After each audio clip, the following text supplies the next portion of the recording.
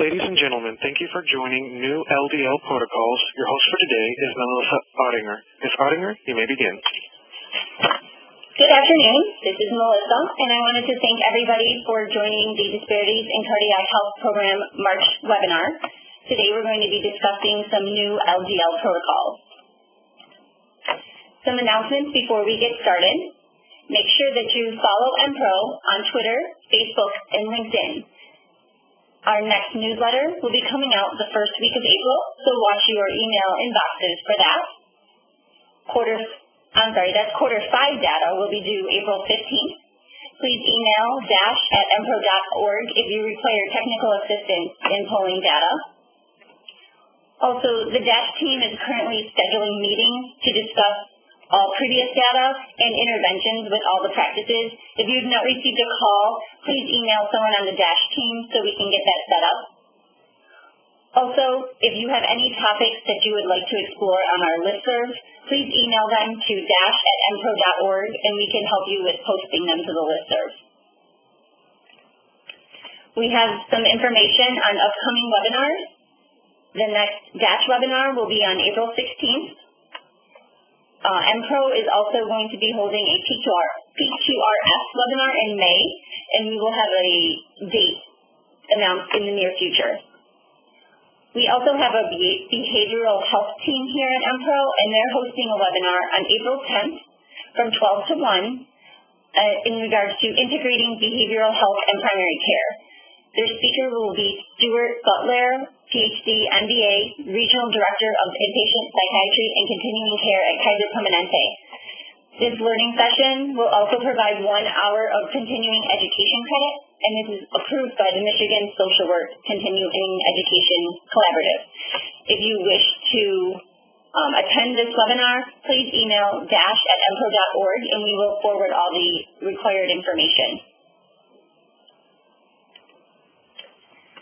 Today's presenter is Dean Carpenter, nurse practitioner. He's a clinical preceptor for Street Medicine Detroit and has been working in homeless shelters for 7 years. Mr. Carpenter also works part-time at the University of Michigan's Chest Pain Center. Dean will be presenting the latest LDL guidelines from the American College of Cardiology, American Heart Association, and the National Heart, Lung, and Blood Institute. Please welcome Dean. Oh, thank you, Melissa. As Melissa said, I'm a nurse practitioner at a street outreach program called Street Medicine Detroit, a collaboration between the School of Medicine and the organization that I work for, Neighborhood Service Organization. We go out in the streets in a van and find unsheltered homeless people to try to bring health care to them. That's where we find typically the sickest of the sick. I also work part-time in the Cardiovascular Center at U of M and the Chest Pain Center. Today I'm talking about the new guidelines for assessment of cardiovascular risk. This was published in November 2013 by the American Heart Association in collaboration with the American College of Cardiology. Before I start to talk here, though, I have to give you my how do I forward the slides here? Oh, there you go. My financial disclosures. I don't make any money. So we can start with the global burden of cardiovascular disease. This is from the World Health Organization. Early in the 20th century, cardiovascular disease represented less than 10% of all deaths in the U.S. And then early in the 21st century, of course, it's about 50% of all deaths. So you can see we're losing ground.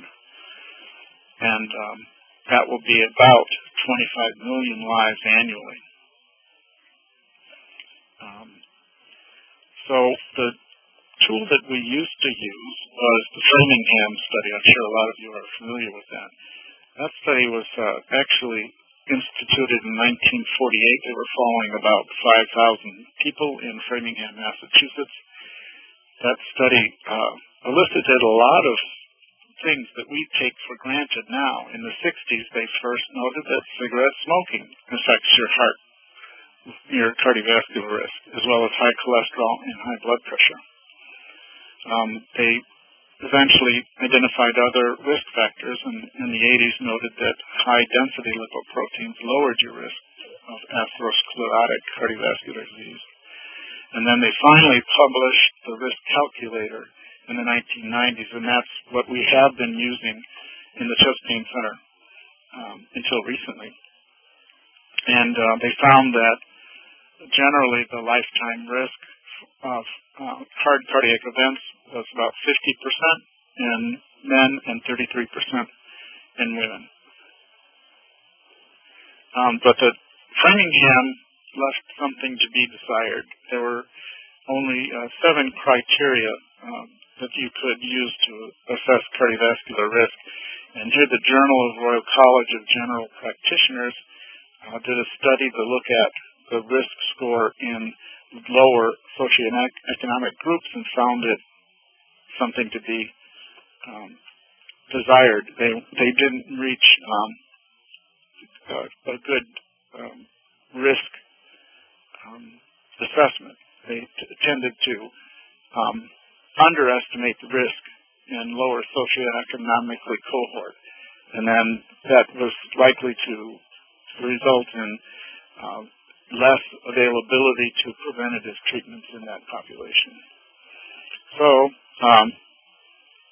with that, the American College of Cardiology and American Heart Association convened an expert panel at the National Heart, Lung, and Blood Institute, an adult treatment panel. You may know of it as the ATP. That was the guidelines that they had prior that recommended statin therapy in certain conditions. This was a pretty robust study. It included all 16 members of the Institute and 23 reviewers. And it looked at, there was a meta-analysis of all the random controlled trials at the time. So it was quite extensive. With that, they found 4 groups that would benefit from statin therapy. So we'll get to that later. Like I said, the Framingham used only 7 criteria, so it was somewhat limited. The new assessment tool, the pooled cohort equation, uses 9. So it's a bit more sensitive and specific to our population. And this is a good informational poster that you can use, for your patients to briefly say what the new guidelines mean. And so for us, the new guidelines include race as a factor. We've done away with the LDL treatment goals. And for the first time, they include stroke as a hard cardiac event. Of course, like it always has been, healthy diet, weight loss, exercise, and avoiding tobacco use are some of the main components of healthy heart and risk reduction. Like I said, the 4 groups that definitely benefited from statin therapy were people who already had heart disease or peripheral vascular disease, and then those people who had high LDL greater than 190, and individuals between the ages of 40 and 75 who had diabetes, and then individuals using this risk calculator had a risk of 7.5% or higher. That's a 10-year risk. And that was a very strong evidence that there was risk reduction. I'm sorry, I lost my place. On the other hand, there was no recommendation if people did not meet the inclusion in those 4 statin groups, meaning they don't recommend against statin therapy, but it's up to the clinician using other risk factors like family history, high CRT, calcium scoring, low ankle brachial index, and even the patient preference. So there is a focus this time on the provider-patient collaboration, as well as clinical decision making is important to whether or not you initiate statin therapy and what kind. They also defined the intensity of statin therapy, and for that is high-intensity statin therapy is those that lower LDL by greater than 50%. Moderate intensity is those that lowered it 30 to 50%. And then it's very age-sensitive as well. Anybody who's greater than or equal to 75 years old should be on the statin therapy. And those with cardiac disease less than 75, of course, like we mentioned before.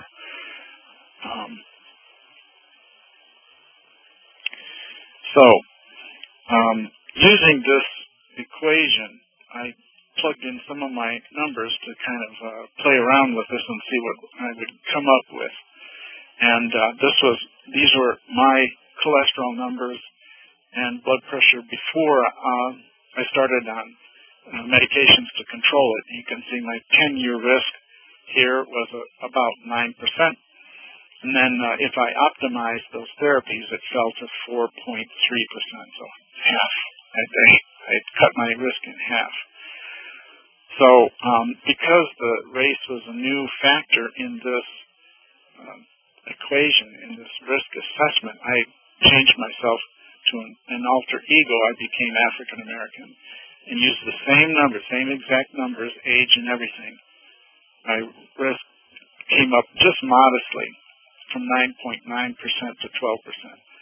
And if I optimized all of that treatment, all the risk factors, I went from 4.3% to 5.3% for 10-year risk, which is not unexpected. We all know that African Americans have higher risk of high blood pressure and that sort of thing, and that's one of the reasons for the DATS program. That is one of the disparities that we're addressing. Now, if I'm a smoker, an African American smoker, bang, it just doubled. So I'm a 57-year-old African American who smokes with it's a modestly high cholesterol and controlled blood pressure. My risk just doubled. This is astounding to me. As you can see, the optimal risk stays the same. If I optimize all those things and quit smoking, it would still be 5.3%. So, like I said, this is actually, I think, a tool that you can use to, help your patients make the decision to quit smoking. Like we all found out, just lecturing people doesn't work. It has to become the patient's idea. It has to be their incentive to quit smoking. Anyway, I just wanted to share that because it was pretty astounding to me. Now back to the LDL factors. Before we used to use LDL below 130 for the general population. Those are the targets. LDL below 100 for diabetics, and those who already had cardiac disease, LDL below 70. And there was no evidence to support that use of any specific LDL target, so they did away with it. And so now if you score more than 7.5 on that risk predictor, you get on a statin. No matter what your LDL, if it's controlled, sit down, shut up, and take your statin. That's all we care about. Especially, and you have high statin therapy if you're diabetic and have high risk. Automatically go on a high statin therapy. So that pretty much concludes my talk on the new pooled core heart risk assessment from the American College of Cardiology and American Heart Association. Does anybody have any questions? Operator, we'd like to open the lines to questions.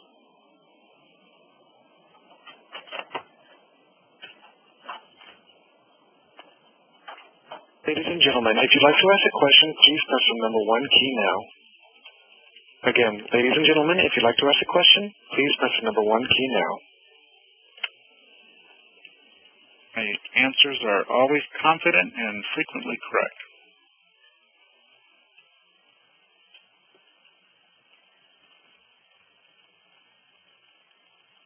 Our first question comes from Linda with Infinity Primary Care.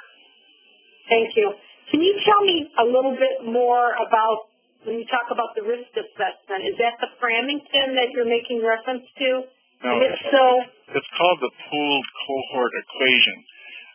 Actually, I should have put the website on here that you can use to assess your patient's risk. You can find it on heart.org.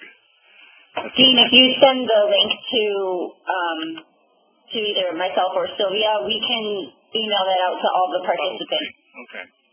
Yeah, this replaces Framingham. Like I said, it uses 9 criteria rather than 7, and it's much more sensitive because it includes race.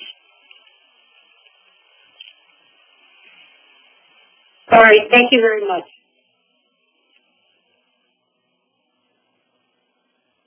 Our next question comes from Gail with Botsford. Hi. I wondered if the cardiologists through the primary care physicians at U of M are now currently using this. Most of them are. Like anything, if you want to get cardiologists to argue, just bring them, new data. But most of them are on board with this. Some of them have some reservations, and of course there are some criticisms that the study is still not sensitive enough. But now they are using, to my knowledge, the cardiologists I work with are now using this for the most part. There are some cardiologists who still use the old Framingham as a risk calculator. Thank you.